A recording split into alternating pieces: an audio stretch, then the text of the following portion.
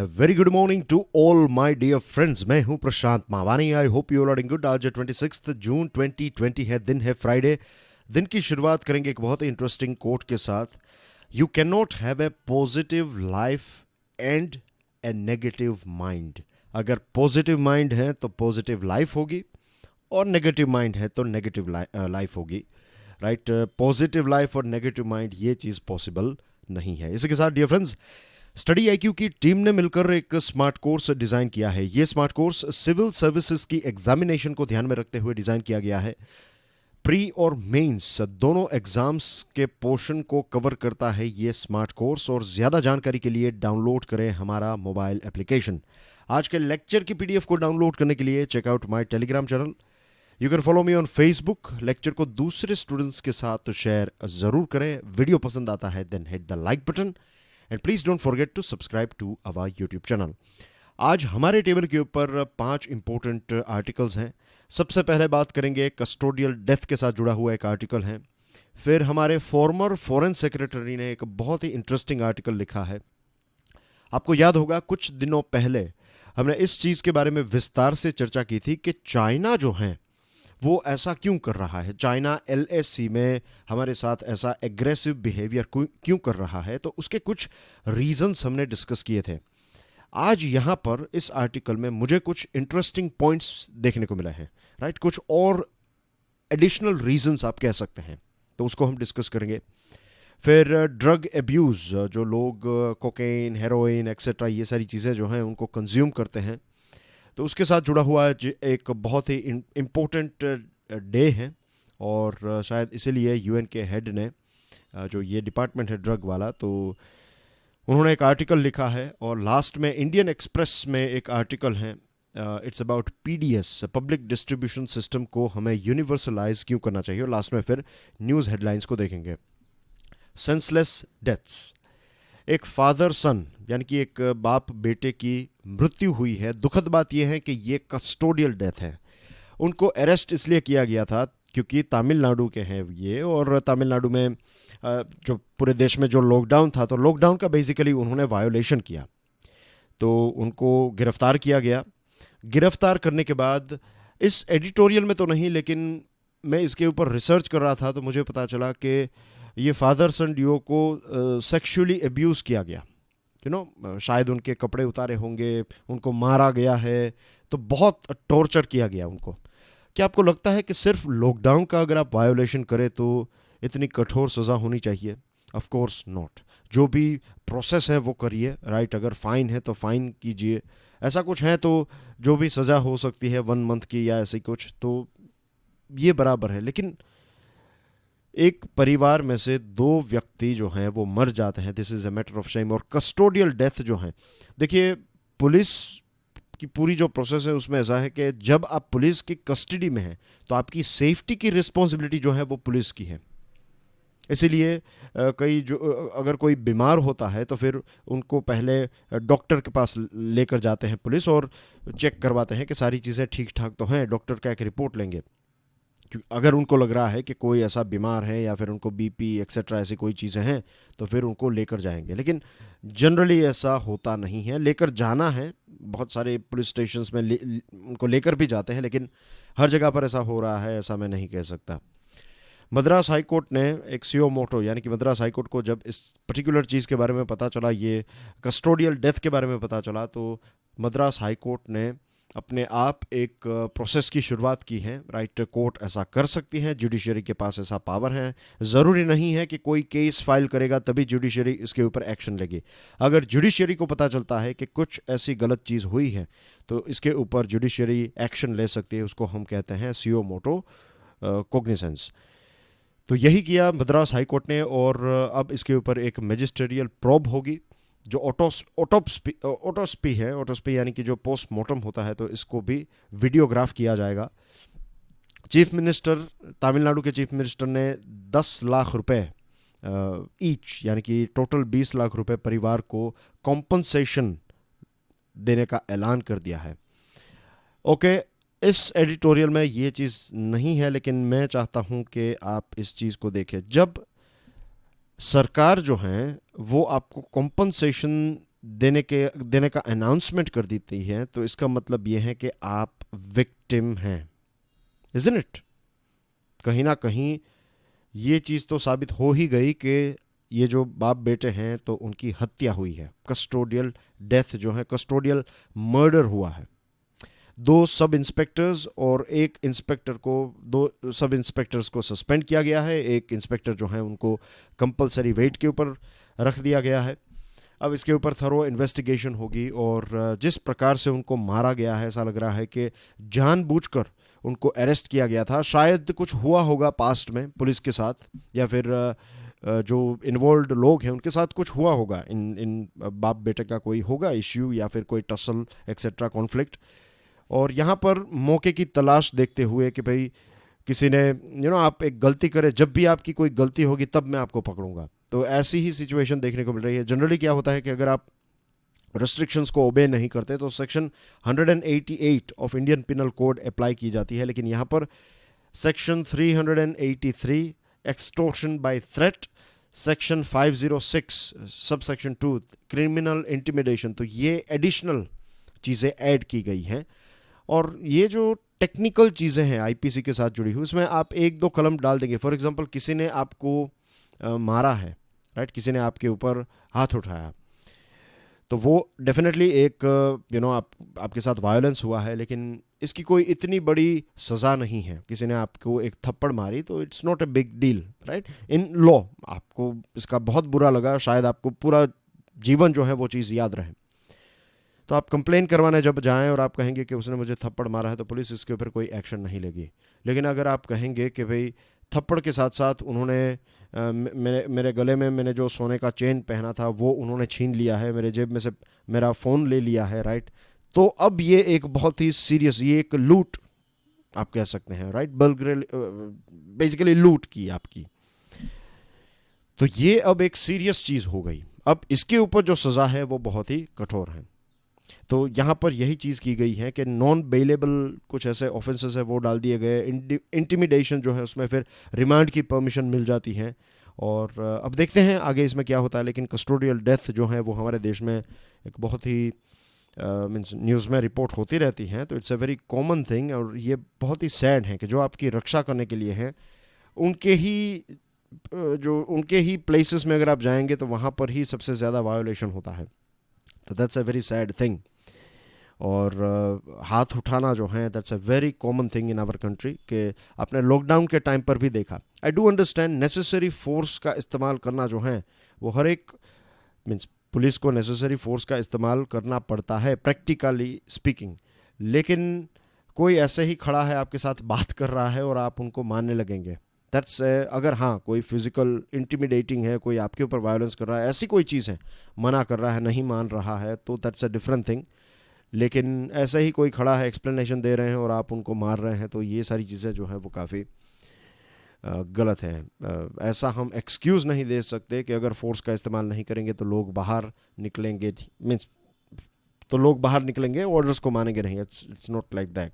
बहुत सारे लोग जो मीन्स बहुत सारे यानी कि आई थिंक सेफली स्पीकिंग 95% लोगों ने तो इस देश में लॉकडाउन को अच्छी तरीके से फॉलो किया है, राइट। तो ये सिर्फ मार के डर से नहीं है, कोरोना वायरस का भी डर था। एनीवे, अब देखते हैं आगे इसमें क्या होता है। Moving on to next item, ये एक बहुत ही इंटरेस्टिंग आर्टिकल है। श्याम सरन, आपकी स्क्रीन के ऊपर जो फोटो है, एक इमेज है, तो ये है श्याम सरन साहब।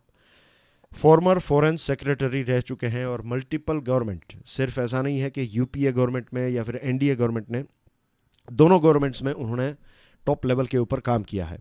तो काफ़ी एक मेरे पॉइंट ऑफ व्यू से काफ़ी एक इम्पार्शियल, राइट, किसी भी पॉलिटिकल पक्ष की तरफ झुका हुआ ऐसा आर्टिकल नहीं है। ये बहुत ही इंटरेस्टिंग आर्टिकल है। यहाँ पर उन्होंने क्या कहा है कि we in India expect perfect powers of prediction in our leaders and decision makers.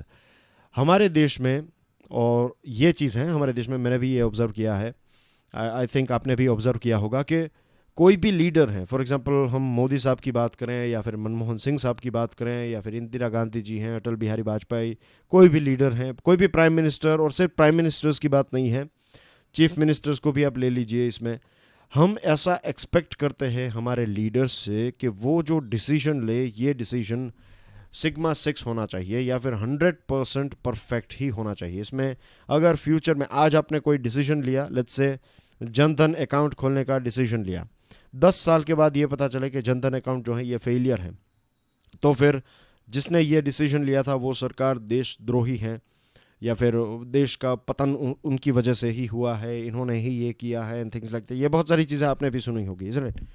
तो ये एक बहुत ही इंटरेस्टिंग चीज़ उन्होंने बताई है कि ये एक हमारी एक्सपेक्टेशन है, ये हमारे देश की एक एक्सपेक्टेशन रहती है, लोगों की एक्सपेक्टेशन रहती है कि हमारे लीडर्स जो हैं वो परफेक्ट डिसीजंस लें, लेकिन सर्कमस्टेंसेस जो हैं वो बदलते रहते हैं।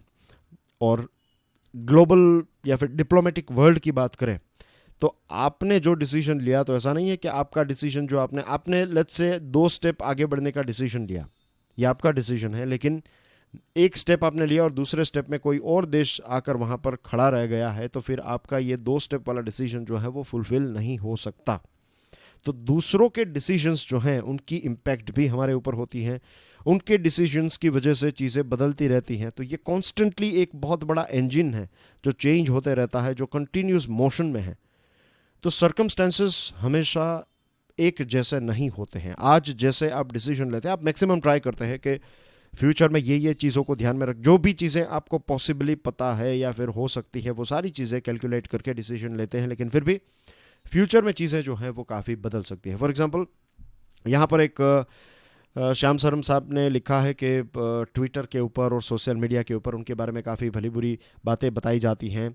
इंडिया और पाकिस्तान की फोर्सेस जो हैं वो सियाचिन में डिसएंगेजमेंट को नेगोशिएट कर रही थी, तो पाकिस्तान ने ऐसा बताया कि एक थरो मॉनिटरिंग की सिस्टम रखी जाए, उसके बाद ही हम यहाँ से हटेंगे। और दोनों ने ये तय किया था कि सियाचिन वाला जो पोर्शन है तो वहाँ पर जो सेफ जगह है, थोड़ी थोड़ी कम कठोर जगहों पर पोस्ट जो हैं उनको रखेंगे। तो ये नेगोशिएशंस के टाइम पर ये मौजूद थे श्याम सरन साहब, और अब उनके ऊपर बहुत सारे लोग जो हैं वो बता रहे हैं कि आपने पाकिस्तान को मीन्स भारत को ध्यान में नहीं रखा, और लीडर्स जो हैं उन्होंने भारत को ध्यान में नहीं रखा एंड थिंग्स लाइक दैट। तो ऐसी बातें चल रही है, तो शायद इसीलिए उन्होंने ये एक आर्टिकल लिखा है। यहाँ पर उन्होंने काफ़ी इंटरेस्टिंग एग्जाम्पल्स भी दिए हैं। उनके एग्जाम्पल सिर्फ मोदी सरकार से लिमिटेड नहीं हैं, उन्होंने अटल बिहारी वाजपेयी का भी एग्जाम्पल दिया है कि कैसे एक तरफ जो लाहौर बस में वो गए थे रिलेशनशिप को इम्प्रूव करने के लिए, और फिर हमारे ऊपर कारगिल का अटैक हुआ, राइट, कारगिल को कैप्चर करने की कोशिश की गई, युद्ध हुआ भारत और पाकिस्तान के बीच में। फिर ऑल ऑफ द सडन आपको याद होगा कि प्राइम मिनिस्टर मोदी जो हैं वो 2015 की बात है कि वो कहीं पर थे, और आई थिंक सेंट्रल एशिया में कहीं पर थे वो, और वहाँ से अचानक उन्होंने डिसीजन लिया कि वो पाकिस्तान जाएंगे। वहाँ पर कुछ फंक्शन था नवाज शरीफ के, वहाँ पर कोई शादी थी आई थिंक, तो उसको अटेंड करने के लिए गए, लेकिन ऐसा पहले कभी नहीं हुआ था। All of the sudden prime minister of India visiting Pakistan. फिर उन्होंने तो इनवाइट भी किया था उनको यहाँ पर मीटिंग में, not meeting, swearing in ceremony में, राइट, सार्क के लीडर्स को इनवाइट किया था। तो नवाज शरीफ जो हैं वो 2014 में यहाँ पर आए थे। तो ये सारे डिसीजंस जो लिए थे, या फिर चाइना के साथ 2 इनफॉर्मल मीटिंग हुई, एक वुहान में जहाँ पर पीएम वहाँ पर गए थे, और ये वाला फ़ोटो जो है ये मामल्लापुरम का है, तमिलनाडु में है ये जगह, तो वहाँ पर शी जिनपिंग आए थे। तो दोनों नेताओं के बीच में डिसीजंस लिए गए कि डोकलाम के बाद जो एक इश्यू हुआ था, जो कुछ लगभग दो महीने से भी ज़्यादा 73-74 डेज तक चला, तो उसको सॉर्ट आउट करने के लिए उसके बाद वुहान की मीटिंग हुई, मामल्लापुरम की मीटिंग हुई। लेकिन फिर भी एलएसी में जो इश्यू चल रहा है, तो इसका मतलब ये नहीं है कि लीडर्स जो हैं वो कोशिश नहीं करते हैं। अलग अलग सरकारें जो हैं वो कोशिश करती हैं, लेकिन चीज़ें जैसे बदलती हैं तो सर्कमस्टेंसेस जो हैं वो चेंज होते हैं। और अगर आप हमेशा यही सोचते रहेंगे कि आपने आज जो डिसीजन लिया वो 3 साल के बाद 5 साल के बाद वो गलत हो जाएगा, तो ऐसे डर से डिप्लोमेसी जो है वो काम नहीं कर सकती। The tendency to be wise after the event can be very damaging to the foreign policy formulation.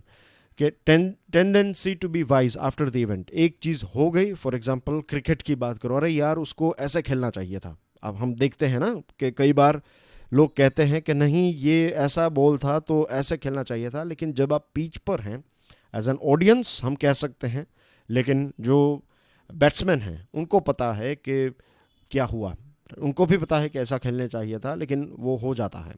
तो सेम थिंग हैपन्स के कुछ हो जाने के बाद बात करना जो है, that's a totally different thing. USA और इंडिया की पार्टनरशिप की बात करें तो पहले इंडो सोवियत पार्टनरशिप काफ़ी अच्छी थी, और अब इंडिया और यूएसए की पार्टनरशिप अच्छी है। तो इसमें हम ऐसा नहीं कह सकते कि इंडो सोवियत पार्टनरशिप जो थी वो अच्छी नहीं थी या फिर वो गलत डिसीजन था। उस टाइम का वो डिसीजन अच्छा था, आज इंडिया और यूएसए का डिसीजन जो है वो अच्छा है। दूसरी एक चीज़ जो उन्होंने बताई है जो काफ़ी इंटरेस्टिंग है कि हमें ये भी ध्यान में रखना है कि जो डोमेस्टिक पॉलिटिक्स हैं उसमें इंटरनेशनल टॉपिक्स जो हैं वो जब आपके डोमेस्टिक पॉलिटिक्स का पार्ट बन जाते हैं तो फिर आपके पास कोई ऑप्शन नहीं रहता है उस इंटरनेशनल टॉपिक के ऊपर काम करने का। जैसे कि पाकिस्तान, अब पाकिस्तान के साथ अगर कोई ऐसा कहे, कोई लीडर ऐसा कहे कि हमें पाकिस्तान के साथ बातचीत करनी चाहिए। फॉर एग्जांपल आप जस्ट सोचिए कि कल prime minister Narendra Modi tweet करके ये बताया कि भारत और पाकिस्तान को अच्छे दोस्त की तरह रहना चाहिए, अच्छे नेबर्स की तरह रहना चाहिए, पीस की बात करें वो और कहें कि हमें पाकिस्तान के साथ बात करनी है। तो आपको क्या लगता है, बीजेपी के भी बहुत सारे लोग जो हैं वो उनका विरोध करेंगे, बहुत सारी ऐसी पॉलिटिकल पार्टीज जो हैं लोग इनका विरोध करेंगे, कहेंगे कि हमारे जवान मर रहे हैं और आप ऐसी बातें कर रहे हैं। क्यों?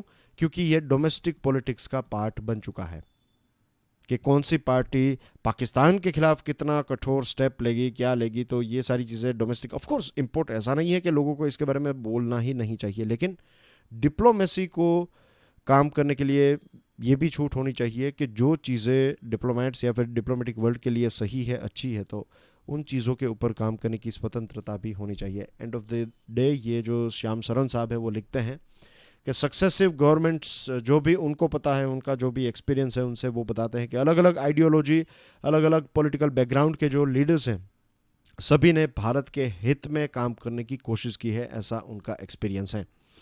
Moving on to next item, why China is being aggressive along the LAC। कुछ दिनों पहले हमने इसके बारे में भी डिस्कशन की थी, कुछ रीजंस हमने डिस्कस किए थे। आज कुछ एडिशनल रीजंस हम डिस्कस करने वाले हैं। एज वी ऑल नो कि ट्रूप्स मीन्स एक लंबे टाइम से ये इश्यू जो है वो चल रहा है और हमारे 20 जवान जो हैं वो शहीद हो गए। चाइना और इंडिया की बॉर्डर के ऊपर 45 ईयर्स के बाद ऐसी कोई फैटालिटीज़ हमें देखने को मिली हैं, तो ये बहुत ही शॉकिंग है। दोनों साइड्स जो हैं अलग अलग, दोनों इंडिया और चाइना जो हैं अलग अलग जगहों के ऊपर, गलवान वैली हैं, हॉट स्प्रिंग्स हैं, तो अलग अलग जगहों के ऊपर हमें एक स्टैंड ऑफ देखने को मिला है। अब 2017 जो डोकलाम के बारे में अभी मैं आपसे बात कर रहा था, तो डोकलाम का जो स्टैंड ऑफ है ये लगभग 73-74 डेज तक चला और इंडिया जो है वो उस टाइम पर चाइना के बारे में इतनी कोई ज़्यादा बातें नहीं कर रहा था, right. Geopolitical sensitive topics, domestic sensitive topics जो चाइना के थे वो हम उतने ज़्यादा उस टाइम पर डिस्कस नहीं करते थे। अब थोड़ा ऐसा लग रहा है कि यूएसए के साथ कुछ हमारे ऐसे स्टेटमेंट्स, फिर एशिया पैसिफिक देशों के साथ स्टेटमेंट्स, फ्रीडम ऑफ नेविगेशन के बारे में हमने बात की हैं, डी रेडिकलाइजेशन के बारे में, हांगकांग, ताइवान, तो काफ़ी सारे ऐसे टॉपिक्स भारत ने डायरेक्टली इनडायरेक्टली डिस्कस किए हैं ग्लोबल प्लेटफॉर्म के ऊपर, जिससे चाइना जो है वो नाराज़ हैं। अब एक स्ट्रेटजी है जिसको कहते हैं सलामी स्लाइस स्ट्रेटजी। सलामी स्लाइस स्ट्रेटजी को बहुत ही सिंपल लैंग्वेज में अगर हम समझें तो ये है कि मान लीजिए कि लेट्स से ये बॉर्डर है, राइट, ये एक ज़मीन का टुकड़ा है, यहाँ पर है इंडिया और यहाँ पर है चाइना। अब चाइना ये पूरा ज़मीन का टुकड़ा छीन लेगा तो बहुत बड़ा इश्यू हो जाएगा, युद्ध की सिचुएशन हो सकती है। लेकिन चाइना ये छोटा सा पीस, मान लीजिए कि इतना, बस इतना ही छोटा सा पीस जो है वो चाइना कवर कर ले, तो क्या इतने छोटे से पीस के ऊपर इंडिया चाइना के साथ युद्ध करेगा? नो। फिर थोड़े टाइम के बाद चाइना यहाँ पर छोटा सा एक पीस जो है वो अपने अपने कंट्रोल में ले लेगा, उसके बाद थोड़ा और, उसके बाद थोड़ा और, तो धीरे धीरे करके स्लाइस करना है, धीरे धीरे ऐसा छोटे छोटे डैमेजेस करने हैं जो इतने बड़े भी ना हो कि झगड़ा हो बड़ा सा, लेकिन इतने छोटे भी ना हो कि मीन्स कि जो आपका दुश्मन है उसको उसकी रात की नींद जो है वो तो उड़ ही जाए, लेकिन ऐसा ना हो कि वो सुबह उठकर आपके ऊपर अटैक करें। तो दैट इज़ व्हाट सलामी slice strategy is all about. तो भारत ने जो इंफ्रास्ट्रक्चर अपग्रेड किया है उसके बारे में हमने बात की थी। फिर जम्मू एंड कश्मीर में जो 370 हटा दिया गया है, तो इसका जो इम्पैक्ट एक CPEC के ऊपर है उसके बारे में भी हमने डिस्कशन की थी। China has lost India strategically, बहुत सारे लोगों का कहना ये है कि अब भारत जो है वो वेस्ट की तरफ है और चाइना जो है वो धीरे धीरे मीन्स भारत जो है वो धीरे धीरे चाइना के हाथ से निकल रहा है। तो शायद इसके लिए भी चाइना ने ये किया।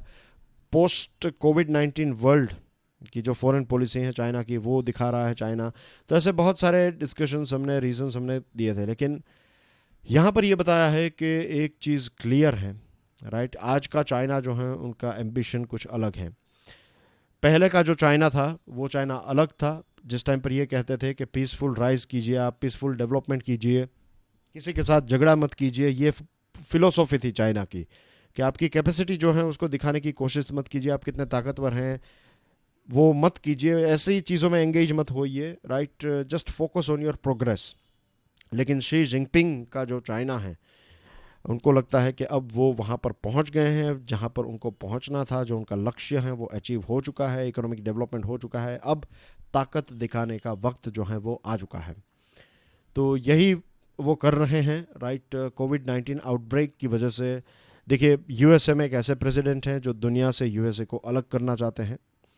ग्लोबल इकोनॉमी की सिचुएशन ख़राब है, चाइना के पास बहुत सारे पैसे हैं, फिर बहुत सारी जगहों पर चाइना ने ऑलरेडी पैसे जो हैं वो इंजेक्ट कर दिए हैं। फिर ये जो भारत के बारे में बात करें कि भारत स्विंग स्टेट है, कि यूएसए के साथ भी रहेगा, चाइना के साथ भी रहेगा, रशिया के साथ भी रहेगा, लेकिन चाइना के हिसाब से भारत स्विंग स्टेट नहीं है। भारत तो यूएसए का एलाई है, उनका दोस्त है, और हमारा दोस्त ये कभी नहीं हो सकता। यही एक सिग्नल, ये मोस्ट इंपॉर्टेंट पॉइंट मुझे लगा कि चाइना ने ये मान लिया है कि भारत हमारा दोस्त नहीं है, भारत तो यूएसए का मित्र देश है, हमारा तो सिर्फ एक नेबर है, लेकिन यूएसए का मित्र देश है, तो वो उनके ही साथ रहेगा, हम कुछ भी कर ले। तो इट इज़ बेटर कि यहाँ पर हम इनको प्रेस करेंगे तो पूरी दुनिया में सिग्नल जाएगा कि चाइना जो है वो क्या चाहता है। ऑलरेडी सार्क देशों की बात करें, पाकिस्तान के साथ तो हमारे रिलेशनशिप ख़राब है, लेकिन दूसरे देशों को भी भारत से दूर ले जा रहा है चाइना। बांग्लादेश, राइट, श्रीलंका, मालदीव्स, ये सारे देशों में इन्वेस्टमेंट किया है। अफ़गानिस्तान, जिसमें भारत एक लंबे टाइम से इन्वॉल्व है, तो मेन मीटिंग जो होती है तो उसमें भारत नहीं होता है, तो अफ़गानिस्तान से भी भारत को दूर करने की कोशिश जो है वो चाइना कर रहा है। और हमारी इकोनॉमी जो है वो कोविड-19 से पहले भी थोड़ी बहुत ट्रबल में थी, ग्लोबल इकोनॉमी ट्रबल में थी, यूएसए इंटरेस्टेड नहीं था ग्लोबल सुपर कॉप बनने में। तो ये सारी चीज़ों को ध्यान में रखते हुए चाइना ने एक राइट मौका दिखाया है और स्ट्राइक किया है। Moving on, drug abuse amidst pandemic. ये दुखद बात है कि यंगस्टर्स जो हैं वो इस प्रकार के इलिसिट ड्रग्स, जो भी अलग अलग प्रोडक्ट्स मार्केट में मिलते होंगे, I am not sure about it, लेकिन बहुत सारे अलग अलग नाम हैं, heroin, cocaine, then LSD, ecstasy, और बहुत सारी ऐसी चीज़ें हैं। सब्सटेंस एब्यूज़ जिसको हम कहते हैं, सब्सटेंस एब्यूज़ के साथ एक चीज़ है कि जैसे जैसे गरीबी बढ़ती है, जैसे इकोनॉमिकल प्रेशर बढ़ता है, तो इस प्रकार की चीज़ों का एब्यूज़ जो है, मीन्स इसका इस्तेमाल जो है वो भी और ज़्यादा हो जाता है। 2008 की जो फाइनेंशियल क्राइसिस आई, बहुत सारे लोगों की जॉब छूट गई, तो बहुत सारे ऐसे यंगस्टर्स जो थे, बहुत सारे ऐसे लोग जो हैं वो प्रेशर को हैंडल नहीं कर पा रहे थे, और फिर उन्होंने इस प्रकार के जो ड्रग्स हैं उनके इस्तेमाल को ही बेस्ट समझा, और उसके बाद उनका जीवन जो है वो बर्बाद हो गया है। तो ऐसी चीज़ें हर जगह पर हैं, खास करके डेवलप्ड वर्ल्ड में। जो पैसे, जिनके पास पैसे हैं, तो वहाँ पर ये सारी चीज़ें ज़्यादा चलती हैं। जहाँ पर पैसे कम हैं वहाँ पर दूसरे ऐसे प्रोडक्ट्स हैं, जैसे कि जो होम ग्रोन वीड्स और ये सारी चीज़ें की जाती हैं। तो हर जगह पर ये एक इश्यू जो है वो एक लंबे टाइम से चल रहा है, ऐसा कोई नहीं है कि आजकल का ये इश्यू है। लेकिन जैसे जैसे इकोनॉमिकल सिचुएशन ख़राब होती है, उस टाइम पर इसका ग्रोथ जो है वो काफ़ी ज़्यादा देखने को मिला है। 2018 की बात करें तो 269 मिलियन लोगों ने ड्रग्स का इस्तेमाल किया था। 2009 के मुकाबले ये 30% ज़्यादा हैं। और एट द सेम टाइम 80% दुनिया की पॉपुलेशन ऐसी भी हैं जो खास करके लो और मिडिल इनकम कंट्रीज़ में हैं, जिनको ड्रग्स, पेन रिलीफ के लिए, एसेंशियल मेडिकल यूज़ के लिए ड्रग्स चाहिए, तो उनको ड्रग्स नहीं मिलते, लेकिन ऐसा इलीगल ड्रग्स जो है वो मिलता है। महिलाओं की बात करें तो ड्रग यूज़र में 3 ड्रग यूज़र में से एक जो ड्रग यूज़र है वो एक महिला होती है, और जब ट्रीटमेंट की बात करें तो 5 में से सिर्फ एक ही महिला को ट्रीटमेंट की फैसिलिटी मिलती है। तो यहाँ पर भी हमें एक डिस्क्रिमिनेशन देखने को मिल रहा है। एनीवे ये सारे सब्सटेंसेस जो हैं उनका इस्तेमाल बंद करना, कम करना, लोगों को मदद करना कि लोग जो भी इसकी चपेट में आ चुके हैं तो उनको बाहर निकालना, तो ये एक बहुत बड़ा चैलेंज है और हर सोसाइटी को मिलकर ये काम करना होगा, गवर्नमेंट को मिलकर काम करना होगा। Moving on to last item of the day, a time to universalize PDS, public distribution system को यूनिवर्सलाइज यानी कि हर एक व्यक्ति के लिए देश में अवेलेबल हो, जिनको चाहिए वो यूज़ करें, जिनको नहीं चाहिए वो यूज़ ना करें। तो ऐसा हमें क्यों करना चाहिए, ये इस आर्टिकल में आर्ग्यूमेंट जो है वो दी गई है। द थिंग इज़ के कोविड-19 की बात करें तो कोविड-19 और लॉकडाउन की वजह से बहुत सारे लोगों ने पीडीएस का इस्तेमाल किया है, बहुत सारे लोगों तक पहुंचने में पीडीएस ने बहुत मदद की है। पीडीएस कोई 100% फुल प्रूफ सिस्टम नहीं है, लेकिन फिर भी मोस्ट इफ़ेक्टिव इंस्ट्रूमेंट है, खास करके गरीब लोगों तक खाने पीने की चीज़ें पहुंचाने की बात अगर करें तो पीडीएस हमारे देश का बेस्ट ऑप्शन है। एक रिसर्च कंडक्ट की गई थी, नॉट रिसर्च लेकिन सर्वे कंडक्ट किया गया था बाय अजीम प्रेमजी यूनिवर्सिटी, और उन्होंने पाया कि 89% रूरल एरिया में और 69% अर्बन रिस्पोंडेंट्स जो हैं उन्होंने ये बताया, जो रिस्पोंडेंट्स हैं उन्होंने, ऐसा टोटल पॉपुलेशन की यहाँ पर बात नहीं हो रही है, जिन लेट्स से आपने 100 लोगों को पूछा तो 100 में से 89 रूरल एरिया के लोग, और अर्बन एरिया की बात करें तो 69 लोगों ने ये बताया कि गवर्नमेंट राशन शॉप जो हैं उनसे उनको मदद मिली है। 30% लोगों ने ये बताया कि जनधन का ट्रांसफ़र उनको मिला है। नेशनल फूड सिक्योरिटी एक्ट जो है ये हमारे देश की 60% पॉपुलेशन को कवर करती है, और तमिलनाडु, आंध्र प्रदेश और तेलंगाना ये कुछ ऐसे राज्य हैं जिन्होंने खुद के खर्च पर, अपने खुद के बजट से इन्होंने इस फूड सिक्योरिटी एक्ट को और ज़्यादा एक्सपांड किया है। 5 kilo food grain, 1 kilo pulses, ये प्रधानमंत्री गरीब कल्याण अन्न योजना के तहत दिया जाता है, और आत्मनिर्भर पैकेज में ये टोटल 81 करोड़ लोगों को पहुंचता है, और आत्मनिर्भर पैकेज में और 8 करोड़ लोगों को इसमें कवर किया गया है। बहुत सारे ऐसे भी लोग हैं जो आज भी उनको इसका लाभ जो है वो नहीं मिल रहा है, और मिलना चाहिए ऑफ कोर्स। और एक आर्ग्यूमेंट ये भी आ रही है कि ये चीज़ हटा दीजिए और कैश ट्रांसफ़र कर दीजिए। कुछ टाइम पहले हमने भी इसके बारे में बात की थी कि इट इज़ बेटर के कैश ट्रांसफ़र कर दे, क्योंकि मेन प्रॉब्लम क्या है कि एफसीआई का जो गोडाउन है, फूड कॉरपोरेशन ऑफ इंडिया का गोडाउन, वहाँ पर चीज़ें सड़ जाती हैं। तो सड़ जाए उससे अच्छा है कि ये चीज़ें डिस्ट्रीब्यूट हो जाए। अब आप डिस्ट्रीब्यूट नहीं कर पा रहे हैं तो उस टाइम पर बेस्ट ऑप्शन यही लगता है कि कैश दिए जाएं। देखिए इसमें ऐसा नहीं कि सिर्फ कैश बेटर है या फिर फूड ग्रेन ही देना बेटर है, it's a mix thing. Bharat में कोई एक चीज़ नहीं काम करेगी। मेरा मानना है कि कैश भी देना चाहिए और फूड भी देना चाहिए, दोनों का एक फाइन बैलेंस होना चाहिए। ज़्यादा स्टॉक आपके पास है और लोग भूखे सो रहे हैं तो इसका भी कोई मतलब नहीं। ये तो एक प्रकार से जानबूझकर लोगों को मरने की हालत पर छोड़ देने की बात है कि आपकी सिस्टम की वजह से आपके पास खाने पीने की चीज़ें हैं लेकिन वो डिस्ट्रीब्यूट नहीं कर पा रहे हैं, इसकी वजह से लोग मर रहे हैं, या फिर भूखे नॉट मर रहे हैं लेकिन भूखा उनको सोना पड़ रहा है। तो ये भी कोई डिग्निटी वाली तो बात है नहीं, राइट। ये पूरे देश के लिए एक शर्म की बात है। कैश ट्रांसफ़र्स इंपॉर्टेंट है। कई जगह पर क्या है कि आपको कोई कैश ट्रांसफ़र जो है वो एक इंडिपेंडेंस प्रोवाइड करता है कि आपको जो चाहिए वो आप खरीदेंगे उन पैसों से, लेकिन cash transfer 500 rupees per month, this is means आज के ज़माने में आप क्या खरीदेंगे 500 रुपीज़ पर मंथ, राइट। कुछ नहीं होगा, मीन्स विद इन 4-5 डेज़ ये पैसे ख़त्म हो जाएंगे। थोड़ी दवाई लेने के लिए आप जाएंगे and it will be over. तो सब्सिडाइज्ड फूड देना इम्पोर्टेंट है, इसी के साथ साथ कैश भी देना जो है वो इम्पोर्टेंट है। कैश में ये भी होता है कि इन्फ्लेशन इंडेक्स, कैश जो है आज 500 रुपीज़ देंगे, 3 साल के बाद 500 रुपीज़ की कीमत कम हो जाएगी, लेकिन फूड ग्रेन जो आप 5 किलो देंगे तो उसका इस्तेमाल जो है जैसा था वैसा ही रहेगा, इज़न्ट इट। तो फूड के साथ साथ cash, that's what I think, and that's basically everything as far as this editorials are concerned. अब न्यूज़ आइटम्स की बात करें तो सेंट्रल गवर्नमेंट की एक टीम जो है वो गुजरात, महाराष्ट्र और तेलंगाना जाएगी कोविड-19 की सिचुएशन को देखने के लिए। रिकवरी रेट काफ़ी इंप्रूव हुआ है 57.43%।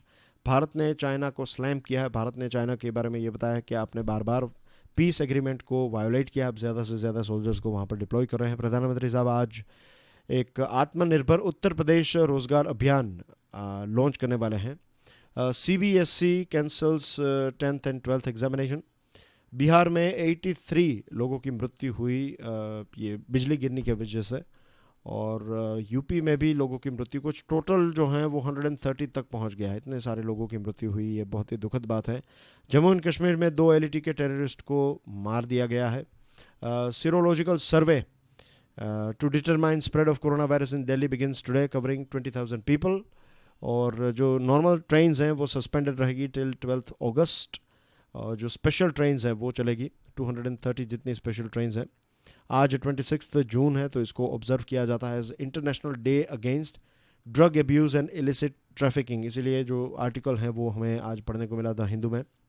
और टेरर फाइनेंसिंग वॉचडॉग हैं एफएटीएफ ने पाकिस्तान को ग्रे लिस्ट में रखने का ही डिसीजन लिया है। That's everything in today's discussion. Thank you very much for watching this video. God bless you all. जय हिंद।